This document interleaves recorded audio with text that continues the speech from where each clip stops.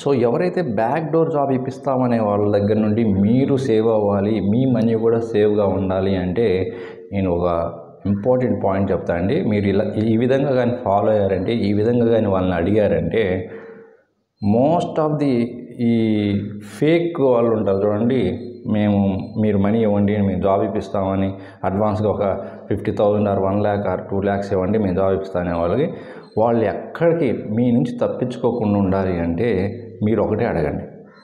మీరు వేరేది ఏది అడిగినా కూడా వాళ్ళు ఎలాగైనా ఆన్సర్ చేస్తారు, మిమ్మల్ని కన్విన్స్ చేస్తారు. మీరు సపోజ్ మీరు ఎంతమంది జాబ్ ఇప్పించారు, మీరు ఎవరి చేత మాట్లాడించండి, మాకు అప్పుడు నమ్మకం వస్తుంది, మేము అప్పుడు మీకు జాయిన్ అవుతామా అని మీరు అడగచ్చు. ఇప్పుడు దాకా ఉన్న ట్రెండ్ ఏమని అడుగుతారు, ఎంతమందికి మీరు జాబ్ ఇప్పించారని అడుగుతుంటారు. లేకపోతే మాతో మాట్లాడించండి ఆ క్యాండిడేట్స్ అంటారు. వీళ్ళు ఆల్రెడీ ఒక 4-5 ఆల్రెడీ సెట్ చేసి పెట్టుకొని ఉంటారు. ఇలాగ ఈ క్యాండిడేట్స్ని అడుగుతున్నారు అని సెట్ చేసి పెట్టుకొని ఉంటారండి, ఒక 10 మందినైనా సరే, వాళ్ళకి తెలిసిన వాళ్ళని.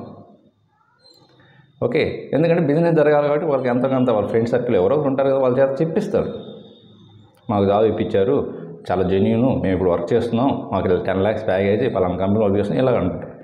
సో ఇవన్నీ ప్రతి క్వశ్చన్కి ఏదో సొల్యూషన్ ఎక్కడో ఒకటి కనిపిస్తుంటుంది. బట్ ఒకటి మాత్రం, దీనికి సొల్యూషన్ ఇంకా ఆల్టర్నేటివ్ వాళ్ళు ఏం ఆలోచిస్తారో మనకు తెలియదు. బట్ ఇలాగ మాత్రం అడగండి. ఏంటంటే ఎవరైతే మేము జాబ్స్ ఇప్పిస్తాము బ్యాక్ డోర్ ద్వారా, ఫస్ట్ మాకు మనీ అడ్వాన్స్గా పే చేయని వాళ్ళకి వాళ్ళ యొక్క పర్మనెంట్ అడ్రస్, ఆధార్ కార్డు కానీ రేషన్ కార్డు సంథింగ్ ఏదో ఒకటి, పాస్పోర్ట్, వాళ్ళ ఆధార్ కార్డు ఒకటి కాపీ మీకు వాట్సాప్ ద్వారా పంపించమని అడగండి. ఎందుకు అదేం చేసుకుంటాం మనం మీరు అనుకోవచ్చు. ఏదైనా తేడా వచ్చిందనుకోండి, వాళ్ళ పర్మనెంట్ అడ్రస్ ఉంటుంది కదా, ఇల్లు, వాళ్ళ ఊరు అయినా ఉంటుంది కదా, వాళ్ళ ఇంటి దగ్గరికి పోవచ్చు. అవునా కాదు? వాళ్ళ ఇంటి దగ్గరికి వెళ్ళి అడగవచ్చు, మా దగ్గర ఇలా 2 lakhs తీసుకున్నారు, మరి ఏంది పరిస్థితి, జాబ్ ఇప్పించలేదు. ఆఫీస్ అడ్రస్ అంటారా, వాళ్ళు అంటుంటారు ఆఫీస్ అడ్రస్ ఇస్తాము, ఆఫీస్ లొకేషన్స్కి రావాలని ఉంటారు. ఆఫీస్లో ఎత్తేస్తుంటే నైటే ఆఫీస్లో ఉండకపోవచ్చు, ఎత్తేస్తుంటారు. అప్పుడు ఏం చేస్తారు, ఆఫీస్ దగ్గరికి వెళ్ళి మీరు లబోదీపం అనుకున్నా కూడా ఏమీ మీకు మనీ మాత్రం రిటర్న్ రావు. అదే వాళ్ళ యొక్క పర్మనెంట్ అడ్రస్, ఆధార్ కార్డ్ అని, రేషన్ కార్డ్ అని, పాస్పోర్ట్ అని, ఇలాంటి డీటెయిల్స్ పర్మనెంట్గా ఉంటాయి కదా.